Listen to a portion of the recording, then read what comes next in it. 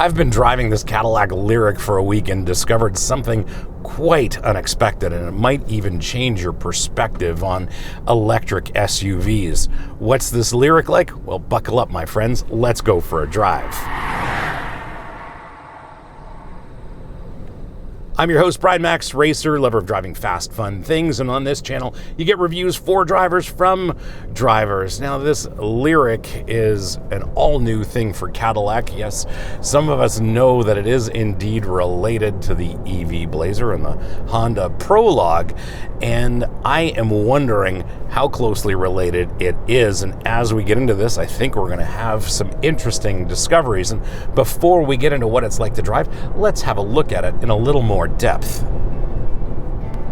Now, on this channel, we are definitely fans of Cadillac's Blackwing, so the idea of an EV Cadillac is definitely interesting. For starters, this is an all-wheel drive Lyriq, which means it's a dual motor setup. They make 500 horsepower and 450 pounds of torque combined. The battery is 102 kilowatt hours, max charge rate is 190 kilowatts, max range is 307 miles or 494 kilometers. Steering's electrically assisted, suspension is multi-link front and rear with passive plus dampers, 4-wheel disc brakes all around with multi-piston calipers, and wheels and tires are 20s. Towing capacity of this Lyriq is 5,000 pounds. Curb weight of this dual motor all-wheel drive model is 4,850 pounds. And did you know the Ultium platform was engineered to be fitted with battery sizes from 50 kilowatt hours to 200 kilowatt hours? I didn't know that. That was something I learned in my research about this Lyriq. Did you know that 80% of you are not subscribed? Yes, it's true. 80% of you are not subscribed. I checked the data. So if you like the content on this channel, do me a solid, hit that subscribe button, make sure you like this. And if you want to support the channel, please hit up our merch store.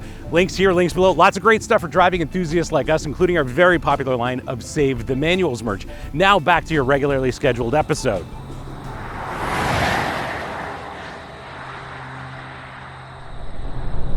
Here in the driver's seat, the experience is kind of dominated by the wide digital screens here, and as I've been living and driving with this Lyriq, I actually like this a lot. Like the way Apple CarPlay is rendered on the screen. This is a touchscreen, and what I found is that this controller here and this touchpad is really redundant. It's kind of not necessary here.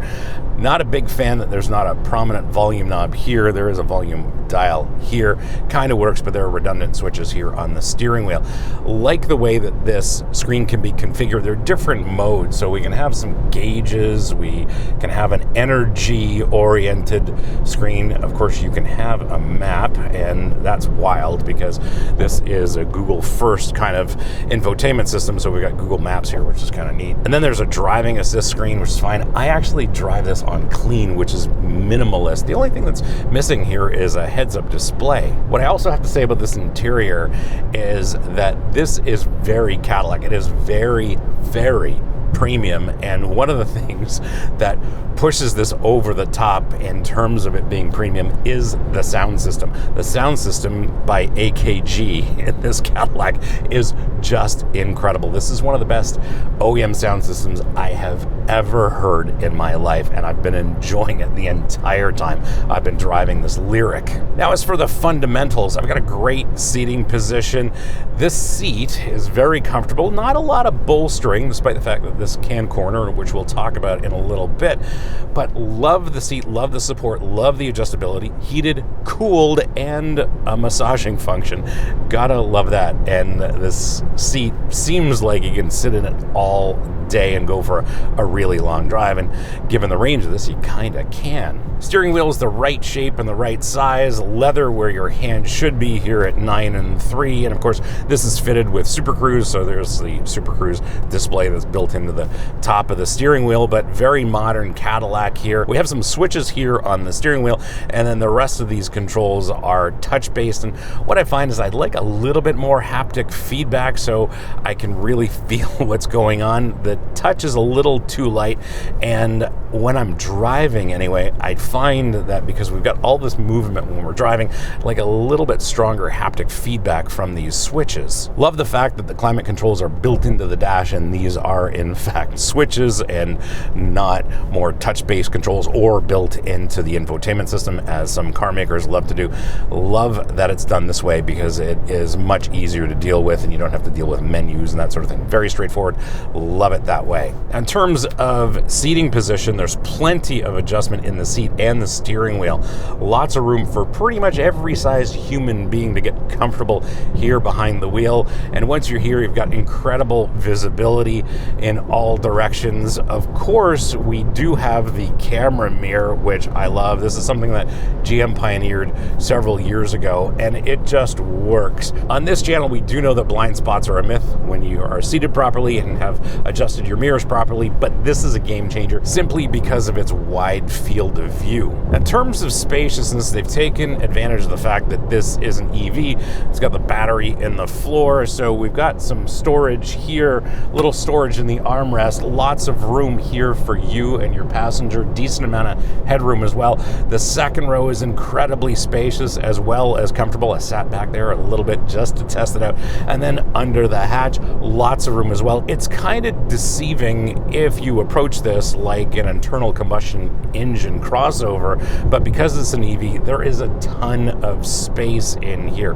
When you look at it from the outside, it doesn't seem like it's that spacious relative to traditional SUVs, but once you're inside, this thing is incredibly spacious, and I think it would have more interior volume relative to an internal combustion engine size SUV of this size. Another odd thing, I am in my optimal seating position, and I think for most people they're going to be in this same seating position, and what is happening here is the turn signal indicators are actually blocked by the steering wheel rim here on the screen. I don't know how that happened in the design process, but indeed that's the case, and because the turn signal indicator sound is so quiet, oftentimes I'm driving down the highway with the turn signal on because either it has not switched off because I hadn't had enough steering input, or I've simply forgotten to turn it off, and that is rather embarrassing.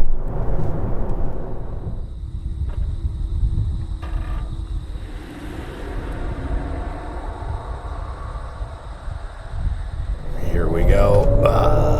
Yes, gotta love it. This thing is real world quick.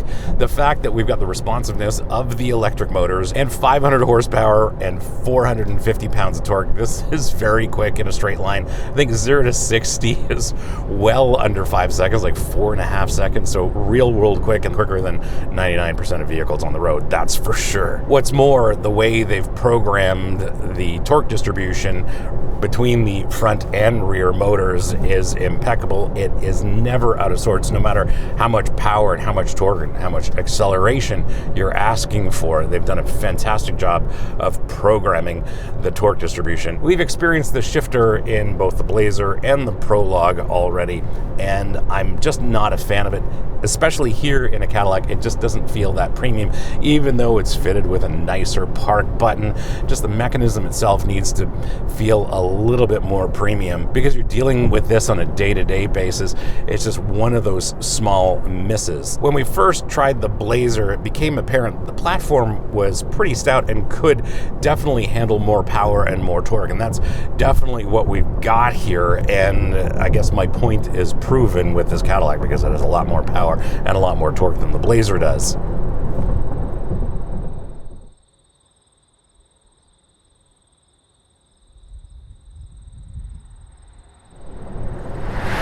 In terms of handling, you've got the advantage of the fact that this has its battery in the floor. So it's got an extremely low center of gravity, which is fantastic. That is definitely helpful. But what I find is that this ride is a little less than what I was expecting for Cadillac. At least this is not a Blackwing Lyriq by any stretch of the imagination. And what I found is the suspension is definitely on the firmer side, which in my opinion is perhaps not what Cadillac buyers are looking for, at least for non-Blackwing buyers. I think Cadillac buyers are looking for something a little bit more compliant. But on the other hand, I appreciate the way they've calibrated the springs, the dampers, the anti-roll bars, because it's a lot more sporting, and I'm very happy with it in that regard. One of the other things I'm happy with is the fact that this has an incredibly short turning radius.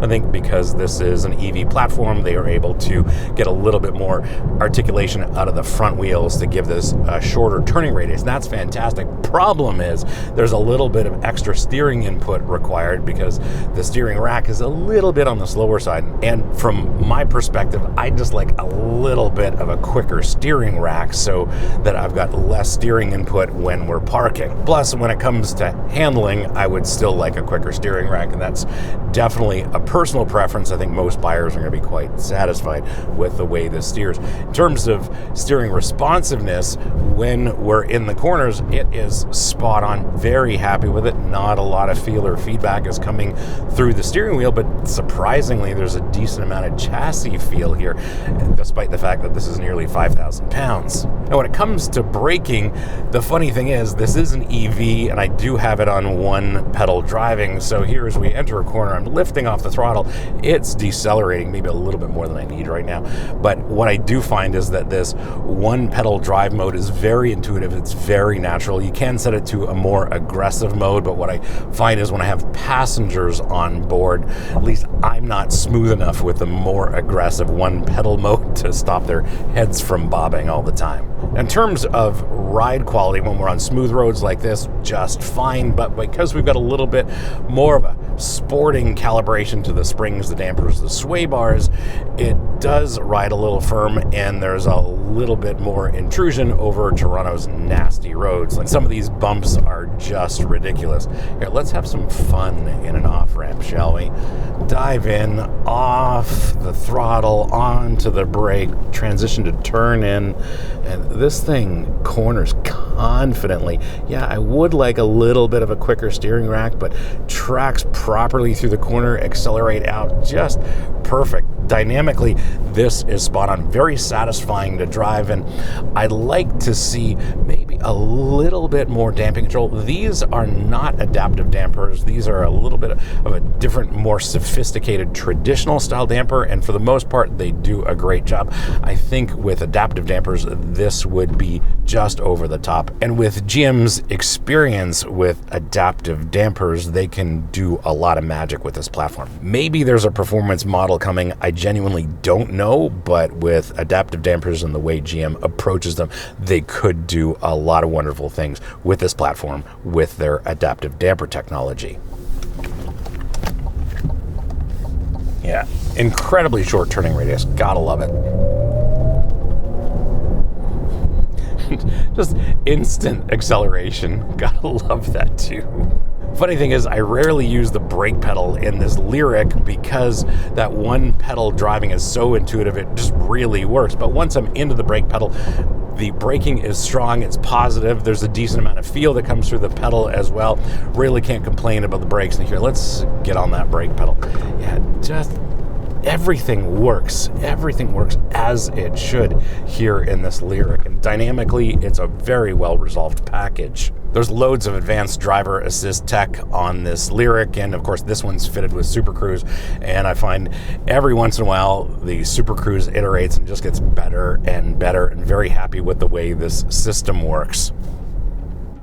How do you spec yours? Well, there are plenty of options and decisions that you will have to make if you are looking at a Lyriq. What you are looking at is a Cadillac Lyriq Sport 3 all-wheel drive in radiant red paint with the Oxford Stone Napa interior. Base price in the US is $73,195. As tested, this is $80,265. In Canada, base price is $81,199, and as tested, this is $94,974, and these prices are before freight, taxes, and local incentives. In terms of speccing yours, you will have to make a decision as to whether you want rear-wheel drive or all-wheel drive, and then there are the various trim levels, and those will have different features at different price points to suit your budget, of course. But for me, I like the way that this Sport 3 all-wheel drive is spec'd. Love this paint, and I love this interior. If I were looking at a Cadillac Lyriq, this is exactly the spec I would get.